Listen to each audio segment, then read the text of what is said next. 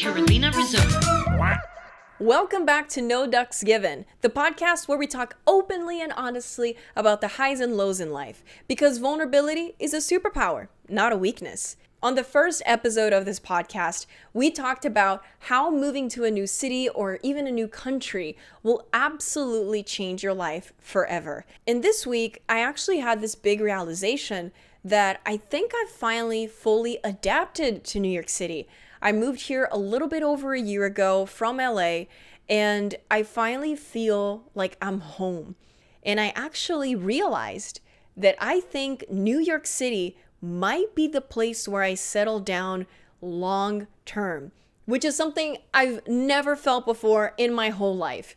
But I feel like I'm so adapted to New York and that I finally built a community of friends and coworkers that, gosh, I think this might be my forever home. So given everything that's happening, I thought it would be a great opportunity to talk about adapting to a new city. How long does that take? What are the stages that you go through? What is that process like? And is it worth it? When you're moving to a new place, it's important for you to set yourself for an intention for why you're moving there. Is it because of a job or because of a skill set that you want to gain? Or is it because of a family member? Whatever that reason is as to why you're moving somewhere, have that very clear in your head, because moving to a new place is uncomfortable. And even when you want to move to a new place, it can be hard. And having that intention in your mind very clear as to why you're putting yourself in that situation of discomfort is really helpful through the tough times. It kind of helps get you through the tough times.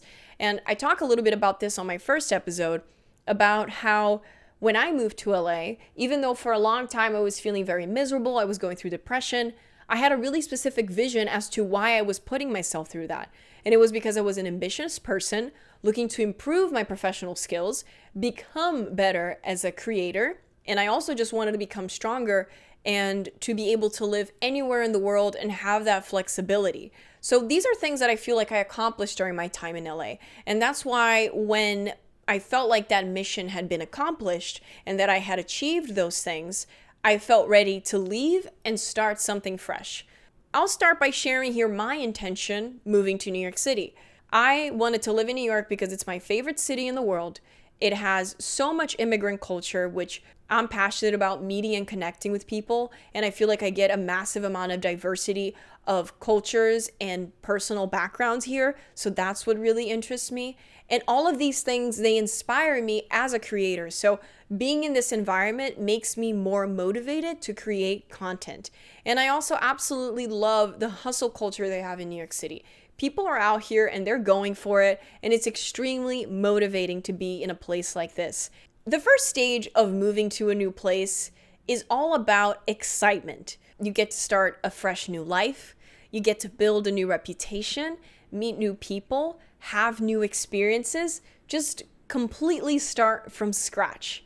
But that excitement comes very much accompanied by fear, because you have to start your life from scratch. You have to make new friends. You have to put yourself out there and build a new reputation.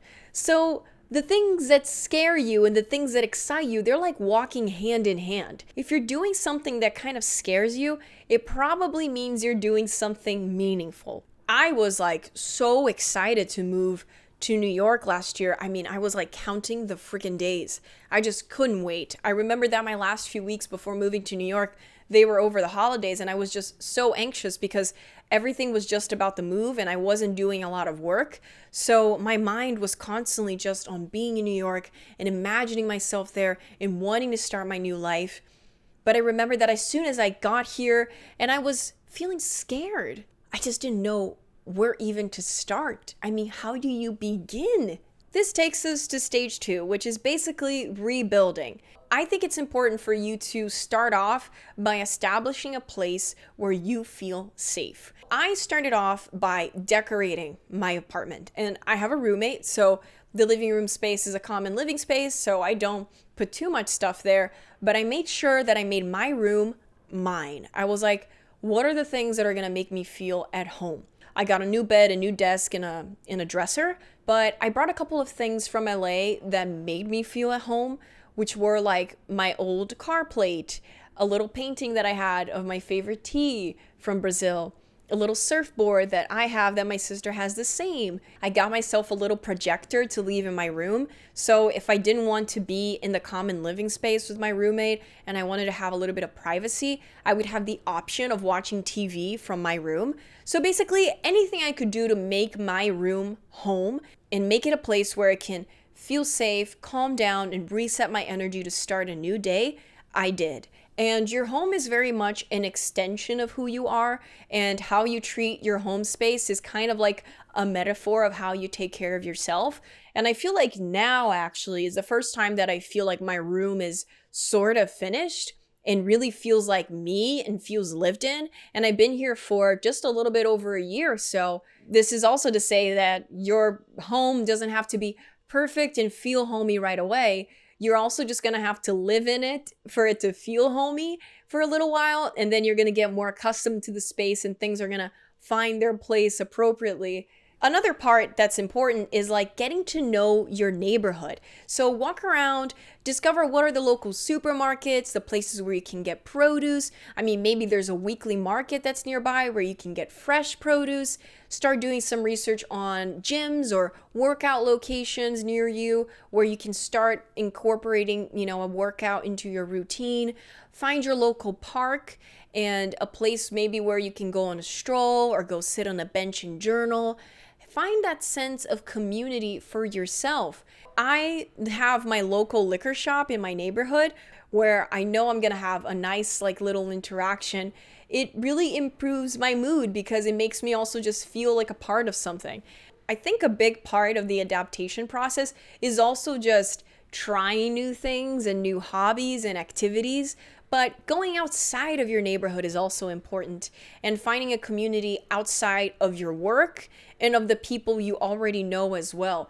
End of 2022, I really wanted to try acting, but I wasn't sure if I wanted to try improv or an actual acting class. So what I did was I went to classes in different institutes in the city for both. Some of the classes, they actually give you the option to not pay and you can just watch. And I think that's a great way for you to get a sense if that interests you at all. If you're in a tough financial situation, there are a lot of free communities that do things around the cities. You just kind of have to do your research, ask people around you. That's so important. The community of creators that I'm part of now, and I'm actually part of 3 different community of creators, 2 which are New York based and 1 that's remote. I found all of them by asking my current network. So don't be shy about reaching out to people and asking them for help, telling them what you're looking for. So in addition to creating a safe space for you to live in, get to know your neighborhood, build your new structure and schedule, start hobbies, becoming a part of a community, all these things that are part of rebuilding. I think another really important factor is diversify. Diversify possibilities. And even if you already have a job that you're satisfied with, network. Keep networking, because a job is just a job and you don't know what's going to happen financially in the market, and you don't know if you might lose your job in a couple of months or if you might even end up in an abusive environment and want to leave it. But what you do want to have is options. So this whole stage of rebuilding is not only about creating structure, it's also about building options and possibilities. And this is something that you can't do from far away. You can't prepare yourself from the comfort of your hometown or wherever you were living before in order to take these steps. These are things that you have to do here in person when you're living and rebuilding. So diversify your network, both with your professional connections and also with your personal connections. Don't put all your eggs in one basket. There's so much comfort that comes from knowing that you have options, and that if this job falls apart and I'm suddenly unemployed, I have a network of people that I can reach out to that know me personally and could help me get my next job.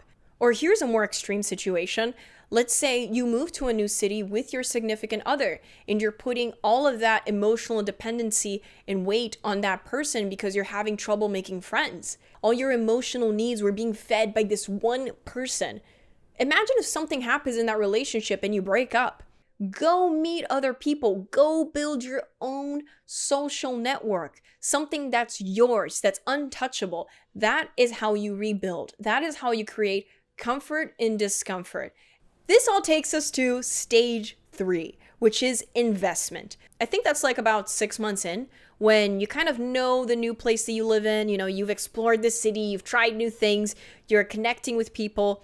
And at that point, you kind of start deciding what are the people and things in your life that you want to invest more time on. So that could be, let's say, a friendship, someone that you've met in these past few months, who you feel like you have a real connection with, that you want to spend more quality time with them.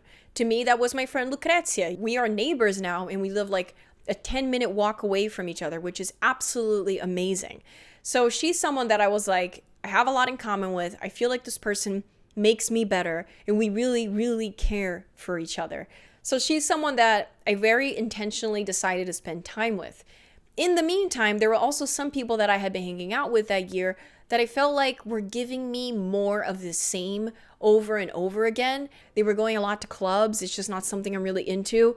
So those are people that I very intentionally was like, I'm not going to invest more of my time on. The investment stage is also just a great moment for you to reevaluate, like, is your work working for you? Like, do you like the job that you have? Or would you like to potentially try a different career path or look for a different job? This is the moment where hopefully you've met some people that could kind of help you get there and get new opportunities, so that in case you want to do that, you can. As scary as it might be to already go through a transition during the transition, I really feel like moving to a new city is the time to be bold. And that first year is your opportunity to make sure that you're in the right place, going down the right path for yourself, and that you're really there for the right reasons. And so if your current work situation is not working for you, I would say within 6 months, it's definitely the time for you to start looking for other alternatives or other options that will be better suited for you. A way that I reevaluated my work after 6 months living in New York City was that I was getting a lot of really cool jobs in production, which were paying my bills. I even got to produce this social media campaign for Tommy Hilfiger, which was incredible. However, I feel like I took very much a survival mode when I first moved to New York, because when I moved here, I was unemployed. I work as a freelancer, so that's just kind of the business model. And I had to build a new network of people to get these kinds of jobs that would pay my bills. But after a while, as fun as that was, and as great as it is to have that income, I was like, this does not align with my intention. This is not where I want my career path to go. So where am I going to be investing my time on? I want to be a content creator. So I'm going to invest my time in finding a community of content creators. And as soon as I decided to do that, the opportunities within the social media world started presenting themselves. I had the opportunity to produce again, but instead of being for a really big company, it was for a really big creator, Mr. Beast and Dan Mace. Working with these other content creators, it triggered me even more to find my purpose in a way that I couldn't have found if I hadn't been intentional, which was to realize that what I really, really wanted to do was to build my own brand. What that brand is, what it's going to become, I'm not sure, but I noticed that I had to go full time on it. And that's actually what I've been doing for the past few months, creating this content for you guys and developing this podcast and developing a short form series on my social media page, Carolina Rizzotto. Everything now makes sense because I had such a clear intention and because I noticed where I needed to invest my time in order to pursue that intention. You obviously should be willing to shift your intention. I think that can change with time as you're exposed to new things. But I feel like because I've tried so many different things in these past 8 years professionally, when came 2022 and I moved to New York, I just was so clear about wanting to work as a content creator and being on camera that I think it was more difficult for my intention to shift. But it's funny because I only see a little part of the picture. Like, I'm not really sure what this is going to become, but I know that this is the next step for me. This is where my intention is leading me, and whatever it is that I'm going to find along the journey is going to give me the answers that I need to go to the next level and elevate and get better and better. So stage 3 is really exciting because you kind of have a structure, you kind of know what you're doing, you have a home base, you have a little bit more of friends maybe or a social network, and you have a job, and you can start really thinking about, where is my life going? Is it going the path that I want to? Is this still aligned with my initial intention? Is my intention still the same or has it shifted? What would I like to do next in this experience? And what is that feeling that I want to pursue of that person that I want to become? Or what's that professional ambition or that big reason that's keeping me here? Am I really pursuing and exploring that? Because the sooner that you do, the sooner that you will get the answers and you will know what to do next. So don't avoid that little inner voice in you that's guiding you through your intention. The thing is, that voice is going to come back later. It's going to annoy the shit out of you. So you might as well get it off the way now. Because once you're adapted to a new city and you become comfortable, it is so much harder for you to push yourself again, to try new things and start over. It's exhausting. It comes a point where you still do it, but you do it in a way lesser scale, which is when you've actually adapted to a new place. By the time you've reached a year that you're living in a new city, which it just hit for me in January, you kind of want to feel like what you're doing makes sense. The moment that it hit me was when I came back from a 2-month break from New York City. I spent 2 months on vacation in Brazil, and I came back to New York in the middle of the winter, which is like the worst time of the year to visit, let me be frank. I was in a nice warm place, and I came back here, a place that's cold, but I was just so happy to come back to my life. I was so excited to be back in my room, in my space, to create content, to meet with my friends, to just press unpause on my life and keep going. Like, I didn't want to start over. I wanted to continue the journey that I had started building. And to me, that was a huge sign that I was on the right path and that I should keep doing the things that I'm doing. I should keep making that investment of my time. But the difference is that now, after 1 year, I've done my exploration phase. I've picked out the things that I really want in my life. I have that sense of structure and comfort and safety, and I can always go back there. And I have the energy and the intention to keep going and to do more and to keep growing. And this is when it gets really cool. So I'm super psyched that I've reached this phase finally, because 2022, as much as I love New York and I absolutely loved my first year here, God, it was painful because it's really hard when you realize that you're away from everyone. I was living in LA for 4 years, and for 3 of those years, I had my sister beside me the whole time. So to lose that sense of safety was huge for me. I was alone in a city with absolutely no family. So I hadn't experienced that in a long time, and I really got used to having my sister there. And this is what I mean about get it all out of the way on that first year, because once you're comfortable with something, it's really hard to push yourself out of it. And I think that's what I did when I lived in LA too. Because I was so comfortable with my sister and everything that she had to offer, I feel like I just gave up and didn't try at all to build my own thing, my own social network, and make my own friends. And that was honestly kind of bad for our relationship as well. I think some things should have been hers and other things should have just been mine. And what can I say? It kind of took me moving to the other coast of the country in order for me to really gain the guts and the energy to go out there and do something, because I was like, now there's nobody to rely on. It's all on you. What are you going to do about it? If there's one thing that I'm really proud of about myself throughout this entire journey, is that I never gave up. And let me tell you, there were moments that I just wanted to disappear. So for me to look back at where I was July last year, which is when kind of like everything that I had built kind of got broken down. I lost a lot of the structure that I had because a couple of really important people in my life just suddenly left. Looking from then until now, how much I've been able to accomplish, I am so proud of myself for that. So if you're feeling weak right now, if you feel like you can't do it, just remember that you can. It's just a matter of showing up for yourself every day. Like seriously, like waking up and feeling weak and being like, nah, we're going to do something about it. We're not just going to sit in bed and wait. We're going to do something, because if I get out of bed and I go outside and I do something, then tomorrow I can do another little something. And then in a month, all of those small steps that I took will have become one big step for me. And then in 2 or 3 months, I will no longer even want to be in bed, because my life is going to be so exciting and so great because I decided I wanted it to be, that I'm going to just want to be living it 100% fully. And then I will look back at this moment and be thankful for myself, for sticking up for myself, and for doing something about it.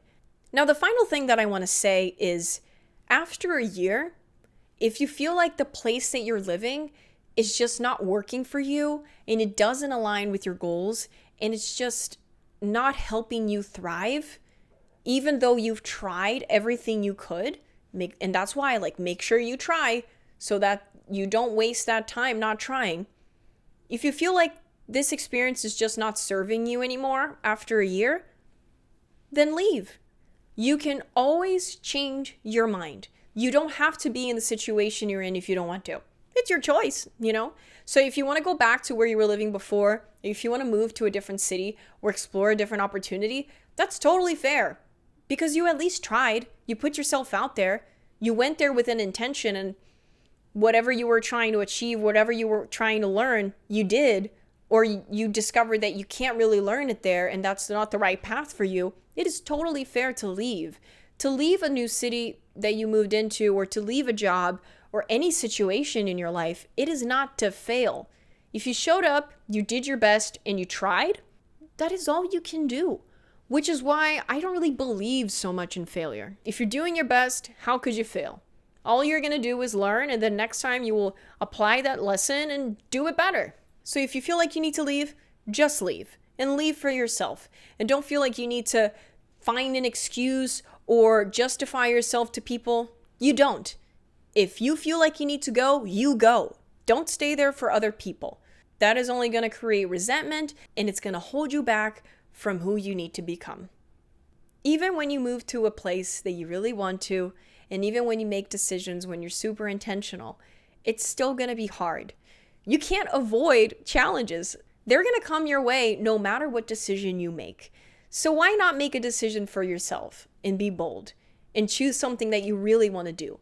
Because then at least you will be facing challenges that will take you towards where you actually want to be.